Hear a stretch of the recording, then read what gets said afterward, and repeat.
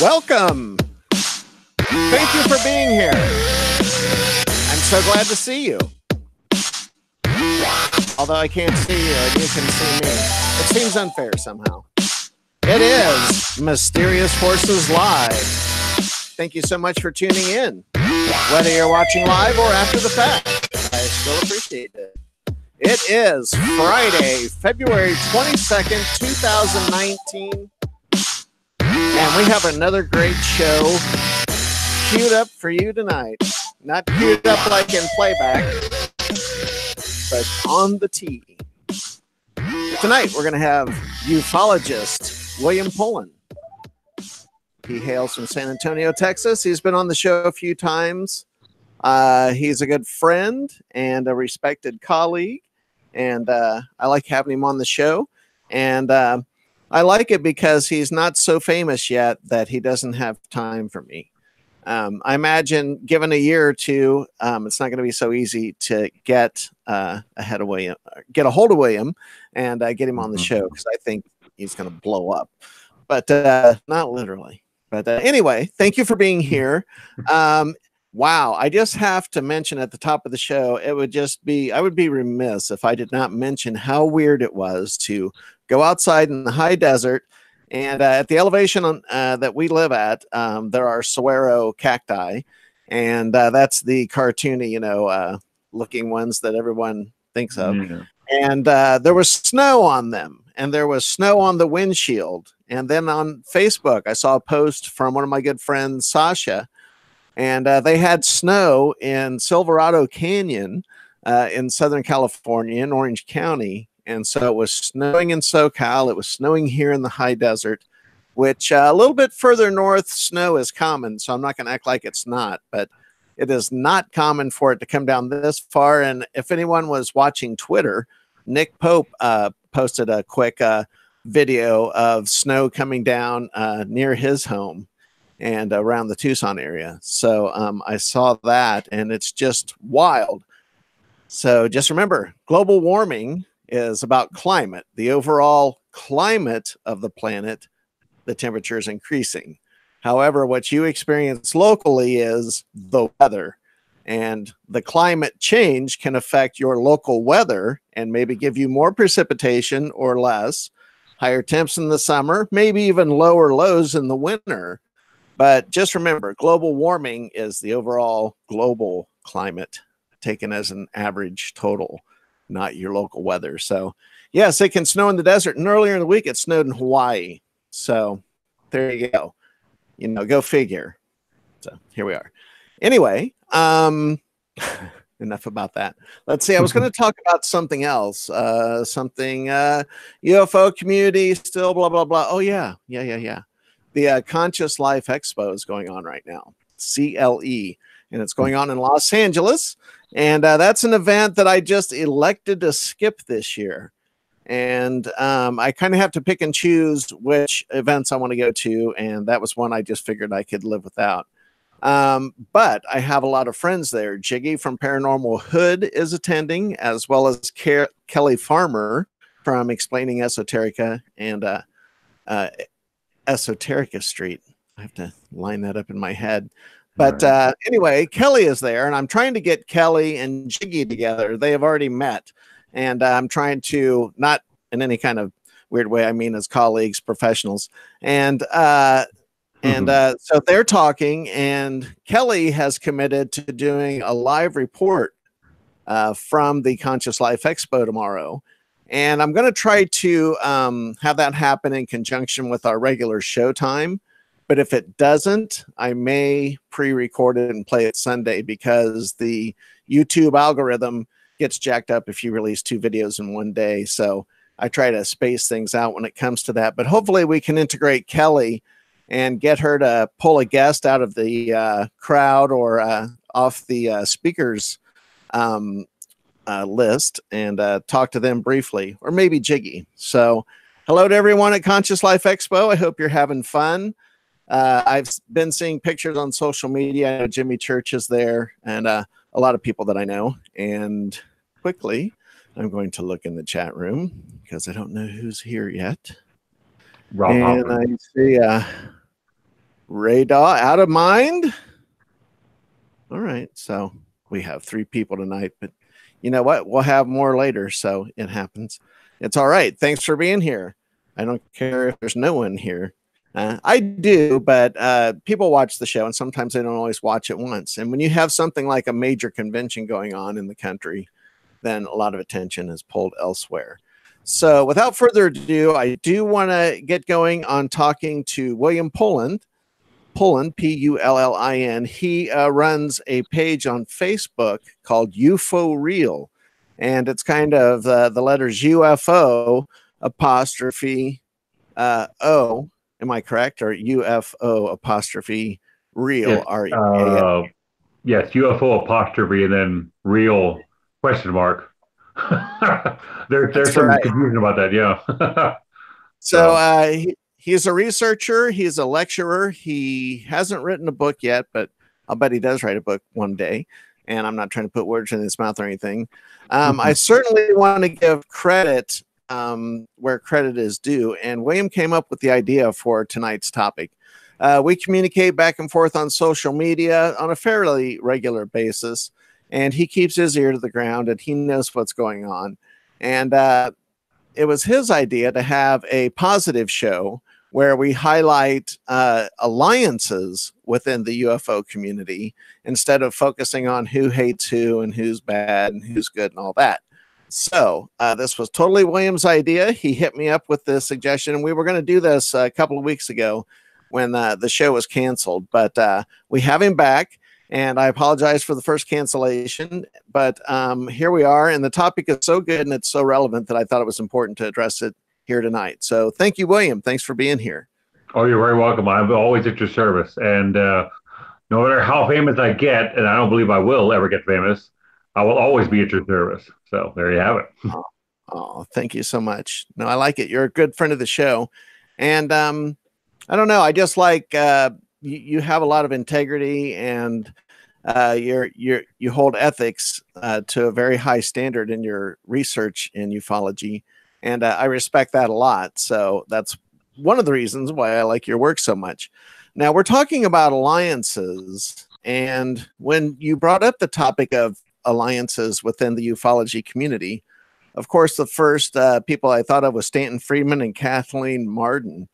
And Kathleen Marden is the niece of Betty Hill of the very famous Barney and Betty Hill episode, The Abduction. Was that in the 50s? That was still in the 50s, wasn't it? Or 60s? I think it was November of 61 when that happened. Okay. Right. Yeah. So that's the first really kind of famous and popular culture, I would say. That the Betty and Barney Hill abduction is one of the biggest cases and was the first to be known that way. So Kathleen is her niece, and she has written books on her own and done lectures on her own. But she's also collaborated with Stanton Friedman, and I've seen them make appearances together at the same table at the International UFO Congress. And so I know that they are colleagues, and they've worked together and not worked together. Or work separately, yeah, rather. A little both. I don't know how much. I don't know how much more poorly I could have phrased that. But so anyway, so their alliance, that was the first thing that came to mind. And I'm wondering if you can give us some other examples of alliances within ufology, and we'll just kind of get from there and roll with it.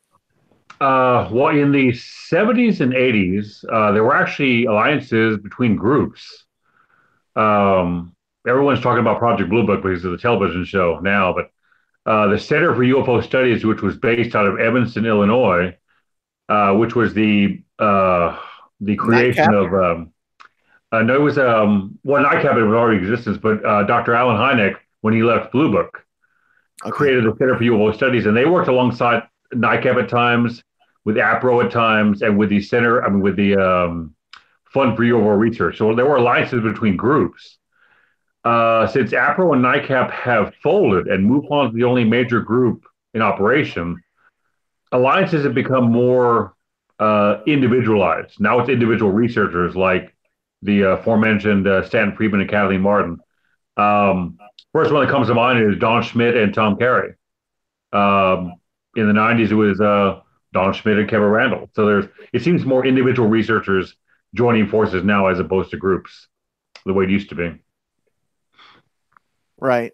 Do you think that's a good thing or a bad thing? I think it's a good thing nowadays because I have issues with MUFON having a sort of a monopoly on the UFO investigative group scene. They're the only major group in operation, so there's no one there to threaten them or to challenge them to higher standards of performance. But individual researchers can hold themselves to a high standard, and if they meet a researcher, they can work alongside, and that can bear some fruit. That seems to be what's going on now. That's been the case for, I guess, about 30 years, since the early 90s. I think that's going to continue. I don't see another civilian research organization even cropping up to challenge MUFON. So I think it's all individuals now. Yeah. Richard Dolan collaborated with Bryce Zabel a while back, and they did that work. And I have the audio book of that. And I'm Oh, AD after disclosure. That's correct. Yeah. AD after disclosure.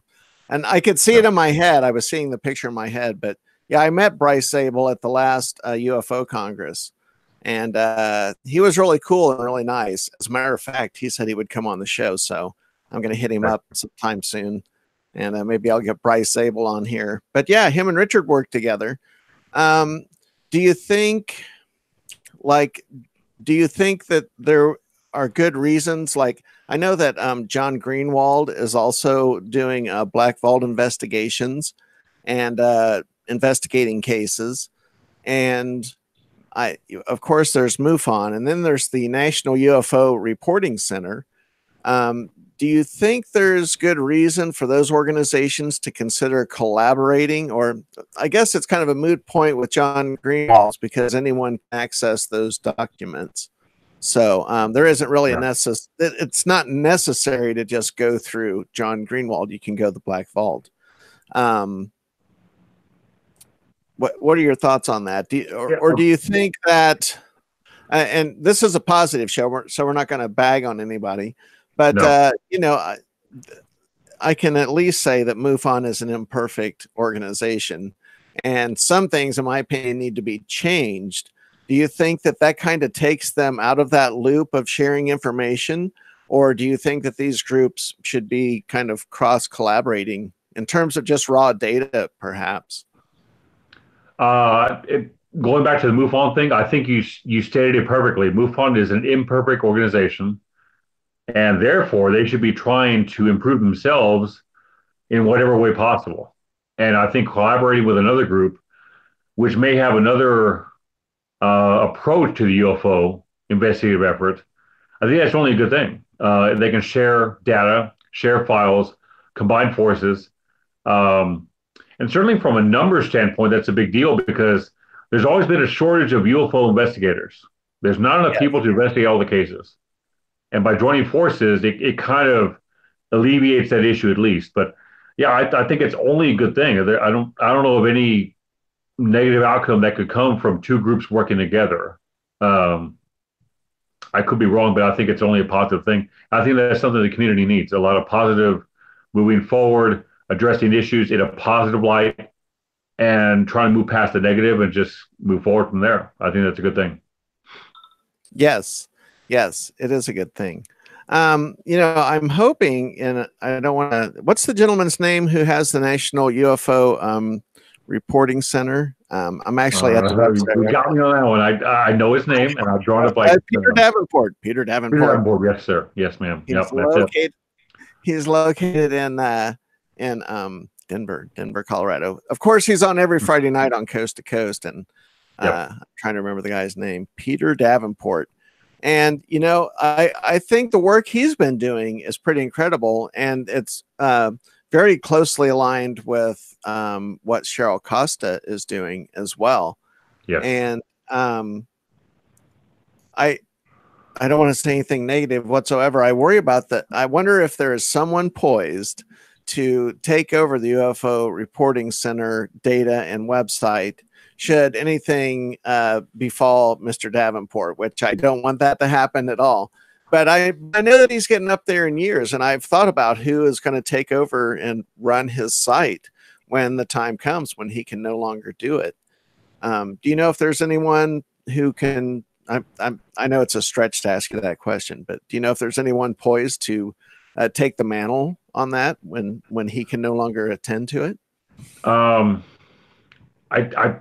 can think of a few names offhand, but I think Mr. Davenport is a data-driven gentleman. He compiles the data and is pretty objective. He doesn't try to interpret the data. He just compiles it, studies it, and gains patterns and whatever else you can from the data. Cheryl Costa does the same thing. She attacks the data, gathers it, but doesn't have any preconceived notions as to what the data is saying. She just gathered data and providing statistics, which are all important. Those are vital to investigations. As far as someone on the horizon to take over that mantle, I don't know, because I feel that data-driven individuals are becoming fewer and fewer the younger you go in the generations.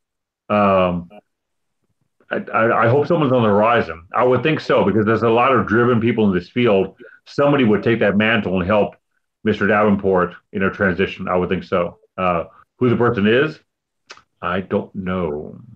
So, right. No, I know there's, I would nominate you, but so there's my official vote on that. I nominate you. Do you think, it's too bad, I think, just a point in interest, once again, staying positive, not going negative. But I wish that some of the money, the levels of money that we see going to businesses like Gaia TV, if Peter Davenport even had a fraction of the money that they have, it would just create great infrastructure for him for running that and making sure that database stays stable, secure, and in one spot. So maybe one day we'll see something like that, but sometimes it's more of the show business end of things that tends to draw a lot of the money. And I'm wondering what your feelings are on some of the, without naming names, corporate interests in ufology. Do you think that there can be corporate interests and it be a positive? And do you think that I don't know, is it all negative? Do you think money corrupts ufology in general? Or do you think it can help support it and keep it going and keep it vital and healthy? I think money goes alongside integrity. It's a slippery slope. But you can have, I firmly believe this, you can have money generated, which can be used to improve research, used to help, pay for expenses for researchers. It takes money it takes gas money and hotel room money to go to a site and investigate things. It takes money to conduct research. I would hope so at some point that the UFOtainment industry, a lot of the money that's generated from that should go to investigations, because it's fine to have a television show. Hopefully in the future will be more accurate to historical facts. But I would think the profits from such entertainment should be going toward research, because that should be the focus, not just shows, but actually trying to find some answers to the enigma of the UFO problem. Right now, we're not there. But I think it can be done if individuals are willing to have a level of integrity, saying, okay, we're going to create a show. It's going to be a little bit Hollywood, but relatively accurate. And we're going to give a portion of our profits to investigative efforts and maintain that policy. I think that's a good thing. I don't know if that's happening now. I don't think it is, but it certainly could. Sure. And that, again, using that term, it'd be a good thing. Yeah. Do you think, in terms of the hearts and minds of the public, that shows like the newly recreated Project Blue Book, do you think shows like that help just by getting the audience involved and bringing the topic up? Because I have to admit, I wasn't quick to watch Project Blue Book, but I went ahead and paid for it on iTunes.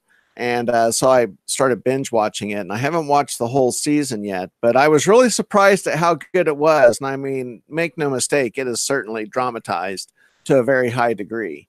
But, you know, there's still, it's like a trail of breadcrumbs through these episodes. The people who know the information or are familiar with the cases, you know, it's like they're giving you little serotonin hits along the way saying, yeah, it's kind of odd to the folks in the know saying, yeah, well, we're going to kind of pay homage to that. But it's certainly much more on the entertainment side than is on information. Do you think that Project Blue Book itself is helping the community? I think it certainly garners interest. People that are not really familiar with UFO history are watching this show, and yeah, you're right. It's Hollywooded up. There's a script being played out, but they're throwing out snippets of accurate information interspersed with the actual fictionalization of the show of the events in question. I think it can garner some interest in the UFO community and people that don't know about UFOs might get interested, start doing research, and so that's a good thing. As long as it's not too Hollywooded up. I think Blue Book is a little too much Hollywooded up, but it's still a UFO series. I think I've watched a couple episodes. I cringed when I saw some of the things that were inaccurate, but that's my own historian take on it. Like, okay, that didn't happen. What is that? But the average person would say that's interesting. I'm gonna read up on this UFO issue, it might bring some new researchers into the fold. But yeah, if I was a creator of a show, I would go a little more accurate than that show has gone. Um, but I can recall decades ago when there were no UFO shows on the air at all prior to the X Files, and that's not a UFO show, but science fiction that had ended, that even touched the UFO issue, was non-existent for a while. And um, does everybody that watched those shows become interested in UFOs? Probably not. But if we gather a few that become researchers, yeah, that's good. Yeah, that is good. Yeah, it is. You know, I think I had to face my suspension of disbelief straight up. Just once I realized that J. Allen Hynek was a character in this series, like instead of the researcher that he was, like I always thought of him as like this academic guy, right? Like a professor, you know, like he was and so I always saw him in that light. And then just to see someone play him as a character with a wife and a kid and life and, you know, all the emotional content of the show, I was like, okay, so that's what this is, you know. So I just took my disbelief and I hung it up on a hook over on the wall while I watched it. You know, I just decided to see it for the entertainment that they wanted it to be, I guess. And I accept it. It's entertaining. It's good. I like it. I mean, in terms of that kind of a thing, I think the acting is good. The directing is good. The cast. So I think it's a positive as well. So this kind of segues into this question. Do you think that there is a place for the ufology community to have a new kind of alliance, perhaps the kind of alliances that we haven't seen before with the mainstream media or other media outlets? You know, the History Channel can be thought of one way because no matter what you think of Ancient Aliens or that type of show, it has done a lot to get a lot of serious researchers on television. Their faces and their names become a lot more familiar to the public. And, you know, they run Ancient Aliens all the time. So that topic is always there. And I think it has really helped, even though I don't feel like the show accomplishes a damn thing. It has kept interest up. It keeps people, you know, when they're bored on Sunday and they're flipping through the channels, you're almost surely going to find Ancient Aliens. So it's just kind of kept the topic out there in the pop culture consciousness. Do you think that things like Gaia TV, maybe even the To the Stars Academy, do you think that that's what they're trying to do, is kind of insert themselves as kind of a linkage between the UFO community and popular culture. Do you think that's an alliance, or do you think that that's really just a business interest and they kind of want to be thought of as doing good work? My opinion of Gaia and the TTSA is that it's more of a business angle there. I agree with you with the Project Blue Book and Ancient Aliens. It at least keeps their names out there. Their names of researchers that are out there. Some of the researchers are not as objective or scientifically based as I would like, but it's still, so the names are out there. People can do some homework. They can weed out some things and get the ball rolling, as opposed to not having anything out there at all. I think that's a good thing. And you're right about the Ancient Aliens. I don't think it really accomplishes anything other than it keeps those names out there. It keeps it active. When the Pentagon UFO story broke back in, I guess, 2017 now, it's been like a million years already. The positive I took from it was that the media actually treated the UFO issue in a serious vein, which it had never done before. So that's a very positive thing. And it's still somewhat happening now, not as much, but it's still far more than it was, say, 4 years ago or 20 years ago. So that's a positive thing. So there's even a few more researchers, reporters in the media outlets around the world, or here, at least here in the States, that could take a look at this issue in a little more serious vein. That's a good thing, because a serious journalist will just state the facts and go from there, present a story, which is another way to garner interest in the field. And that's a good thing. I wouldn't advocate watching Ancient Aliens to gain any factual evidence at all, but it does keep the names out there, so that's good. Yeah, it does work in that way. So if we were doing kind of fantasy league ufology, and I just kind of made that up, what kind of alliances would you ideally like to see built? What would you do if you had a hand in this and could direct things? What would it look like? I would create a group of researchers with a high diversity of discipline. Excuse me, a high diversity of disciplines. An individual like Kevin Randall, who served in the military. Excuse me again. Stanton Primo retired supposedly, but he's a trained scientist. Individuals with decades of experience. A geologist like Frank Kimbler out of Roswell. Historian like Richard Dolan. They have people from different angles. They have different takes and different opinions about what's going on, and they can gather information and bring all their knowledge to bear on the problem, as opposed to not working together. It becomes very polarized. Everyone with their own take. There's not enough communication with each other. So I think it seems to be what works best nowadays is for individual researchers to work separately, but have a loose communication with each other. So they discuss ideas and opinions, and not necessarily do the research together, but they're kind of comparing notes. And that level of communication is a good thing. Because again, with one group MUFON, that's kind of what we have to do. And I have a good friend on Facebook, Ray Spivey, who runs a separate group, and he advocates the same thing. A more of an individualistic look at the phenomenon, and then you compare notes with other researchers, whether they align with your belief system or not, but you can discuss things cordially with them. I think that's where we're at now in ufology. Do you think part of the problem is that the work itself is kind of an abstraction? First of all, you're dealing, most researchers are going to fall down on saying they believe in the phenomena or not.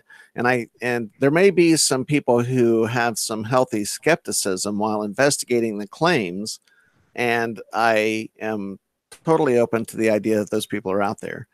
But most people have come down, if they're researching the topic, they believe that there is something to the phenomena. And if they're smart, they don't commit to what that something is, because no one really knows unless there really is some kind of a deep state entity that's kind of a trans-governmental agency globally that has communications with aliens. But that just, as I even say those words, it sounds like some far-fetched bullshit. So, Agreed. like I don't want to put that out there, but I don't know. I lost my train of thought on that. Well, it's going back to doing the right kind of research. Yeah, there's a lot of speculation out there. There's a lot of belief-based systems as opposed to evidence-based. In my group, I take great pains not to present my own positions. That's not my job. My job is simply to look at the data, throw it out there, and have everyone kind of decide for their own, or promote some critical thought, which is not done enough in the UFO community. On my blog, I will state my personal positions, but I would love to be proven wrong or right. I'm just looking for an answer. Whether it turns out that I'm right or I'm wrong, that I'm fine with either way, as long as we get to an answer. That should be what we're all looking for. We shouldn't be looking for validation of our own belief structure. We should be just looking for the answer, whatever that answer may be. That's a good thing. But you're right. There's some far out ideas, and they may be right. I mean, none of us has any of the answers, so it's part of the fun of this problem. No, it's true. And while you were talking, and something you said triggered my original point, and that was this: is part of the problem the abstraction of the work. Okay, you're dealing with something that's, let's say, hypothetical. Just to be fair, we'll say it's a hypothetical phenomenon, and people are investigating the phenomenon. Do you think it's more, because sometimes to me what it feels like when it comes to the National UFO Reporting Center or what John Greenwald is doing or MUFON, it's almost like they're just gathering up all the facts and the data and they're filing it away and they're waiting for some future day when this stuff will actually become relevant. Like there'll be a future history of ufology that will appreciate this treasure trove in the future of this trail of data. Sometimes it seems kind of stale, like kind of a stale endeavor, and I don't want to. And maybe it suffers from technology and the internet and how much more information is available online. I mean, think about it. You can go to the Black Vault and get millions of documents and get access to them and look at them, and that, all that archive is available. And that goes far beyond what any one researcher could have done in their whole career 20 years ago. Yeah, true. I don't know. It's, I at first, when I first started going to the conventions, I was a little bit disappointed. And my friend Laura in Cincinnati had to kind of point some things out. And that is, I would go to the conventions, and I'm not being ageist here. I'm 53 years old. So I have no room to talk, but it was a lot of older people, and a lot of like senior citizens. And at first I was taken aback, and I was like, everyone here is old. Like, where are the young people? Who is going to take over? Who's going to pick up the mantle of this work and this research? And it really bothered me because I didn't see a lot of young people involved. But then as I went to Contact in the Desert last year, and I saw the demographics of who attended that, there was much more mixed between a younger crowd, a millennial crowd, let's say, and senior citizens. And it was my friend Laura that pointed out, she said, older people go to those things because they're the ones who can afford to take 3 or 4 days and go somewhere. Like, they don't have a job to go to. They're not in school. So they don't have the conflicts and demands that a lot of younger people have. So she felt like the demographic was skewed at the convention because that's just the demographic of who has the time and money to travel for leisure rather than going to school, or if they're going to college full time. So that made sense, Laura in Cincinnati. That makes perfectly good sense. But I am encouraged to see younger millennial age people. And, that's why I like Jimmy and Mika so much, and Kelly Farmer, and even, C.W. Chanter, Occult Priestess. Like, once I started digging around online, I saw that there were younger people who were picking up the mantle and doing this kind of work. Not all of it's UFO centric. Some people just treat UFOs as just one topic out of many. This show is pretty UFO heavy. I'm into it. Don't get me wrong, but I'm going to try to break into some cryptid stuff later in the year, because I really want some diversity for this show as well. And I think we're going to start talking about consciousness a lot more, because that's been some of the better episodes. And I don't know if you've seen this, and I know this is a bit of a tangent on my part, but I just want to move the conversation forward a little bit. I've been talking to Dr. Simeon Hine and Buddy and Alan Steinfeld, and these people are getting more into consciousness and remote viewing. But and also my guest last week, they're talking about this connection between consciousness and UFOs. Do you think there is a paranormal or quote unquote psychic crossover between the UFO phenomena and what's considered to be more paranormal, straight up paranormal connections? I don't know. I have no idea. From observing researchers and going to conferences, it seems that individuals like me, because I'm 50 years old, more of the old nuts and bolts, grounded researchers tend to be my age or older. The ones that are more diverse in their beliefs, a little less scientific and a little more slanted toward possible connection with some paranormal aspects, seem to be the younger generations. As to why that is, I don't know. I tend to focus my research on things that I can actually attack just the data. When what Dr. Hynek used the term high strangeness. There are certainly some cases in ufology that bleed into the paranormal. There's some bizarre things that are being testified to have happened by witnesses. As to whether these cases are all legitimate, that's yet to be determined. But certainly a few of them are such a high strangeness that there may be a connection with the UFO phenomenon and some aspects of, shall we say, non-mundane events that would be labeled paranormal. I don't know. I have a hard enough time wrapping my head around nuts and bolts, much less something more paranormal. So I leave that to the younger crowd. All right. Are there any younger people in the field doing work these days? And I would have to say Ryan Sprague is one of the younger people who are actually doing he's doing research, and he's writing books and lecturing. So and Jason McClellan as well. Are there any people from the younger crowd that stands out to you? People that you have your eye on in terms of, people that you think are doing it the right way? You stole my names. Oh. I was thinking Ryan and Jason. I mean, they're out there. The names are known. They're doing research, and I think their beliefs are a little more diverse than mine. Maybe because they're younger, they're more energetic than I am. So they're keeping it going. The problem needs to be attacked by younger generations, regardless of their angle. They're still doing research, trying to find out answers to what's going on. And the tough part is none of us are finding any answers, not yet. I mean, we got to keep pushing forward. But those two names rang a bell right off the bat. And then, Jason's former partner, Maureen Ellsbury. Well, I'm friends with all of them on Facebook. They used to work together on, I think it was Rogue Planet TV. They had a TV show, and she's out there to research also.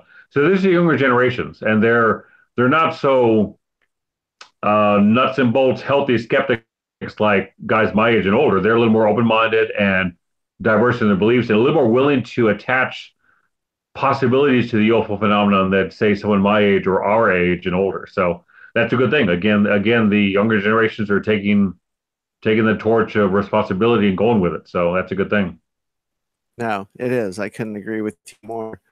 As we start to wind down the show tonight, I need to stop spinning in my chair. I just realized I've gotten in this habit. Like I sat in the very beginning of the show when the show started, I was a lot more nervous and not very comfortable. And I was very stiff and kind of uptight.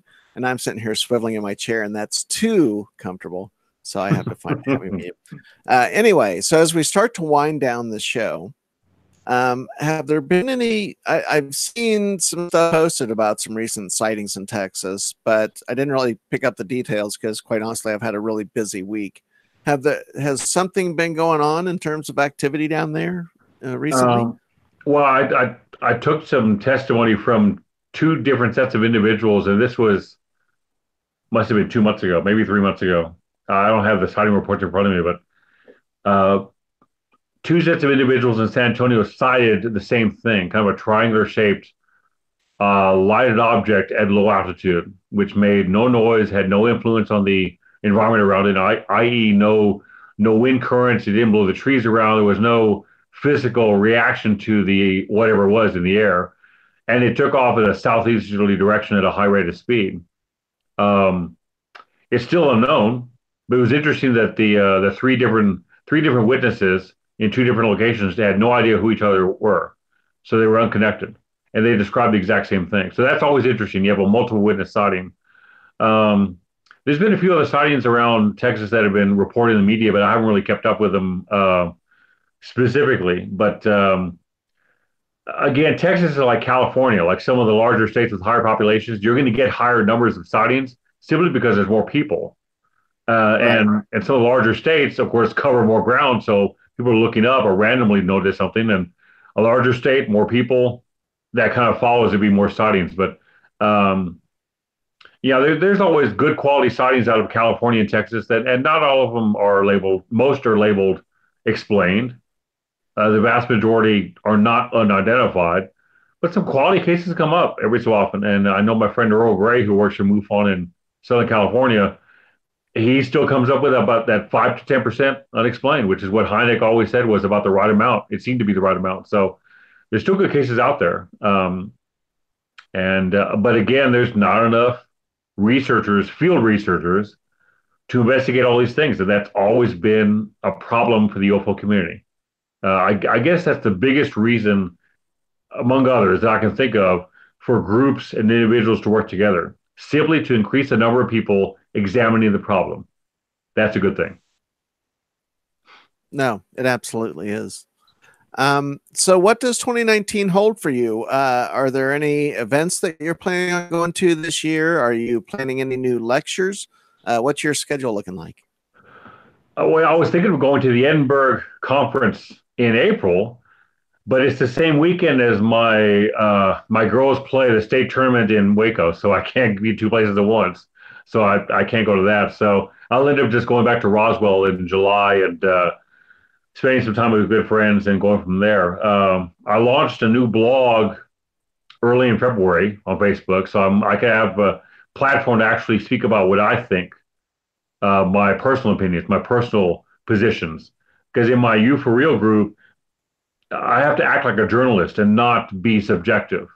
I have to be objective and just stand apart. In a blog, I can actually say what I think, and I'm enjoying that freedom to speak like that. Lectures, I don't have any lectures scheduled as of yet, but groups like the Houston MUFON group and other smaller groups here in the San Antonio area and in Texas will reach out to me on occasion, and I'm always open to that. But it seems most of my activity is online and radio and podcast shows, and I really enjoy that because it allows me to get out there without having to leave the comforts of home, which is I like home. I like home. Yeah, no, I get it. What's the name of the vlog on Facebook? Oh, it's cleverly titled William Pullin. William Pullin. That is a clever title. It is. I mean, the cover still says UFO'Real, historical review, but the Facebook page is called William Pullin. It's just a blog out there, and it's growing to the city rate. But it's fun to actually write entries about what I actually think as opposed to data. It's a newfound freedom. I really enjoyed it. Yeah. That's cool. So it's a blog. It's written word. It's not a vlog. I misheard you. I thought you were doing little video vignettes. Oh no, I think people would not want to look at my face on a consistent basis. So there you have it. No, there's nothing wrong. Well, William, thank you once again. You're a great friend of the show, and I appreciate you coming on. And I know that there should be happy music anytime now. That's how I like to end it. But please come back on, and we enjoy having you on every time. William Pullin, UFO'Real on Facebook. That's kind of the linkage. And his last name is spelled Pullin if you want to look him up and look at his blog and get more subjective information about UFOs from Mr. Pullin. Thank you so much, William. I appreciate you being here. Thank you so much. Giving my usual shout outs.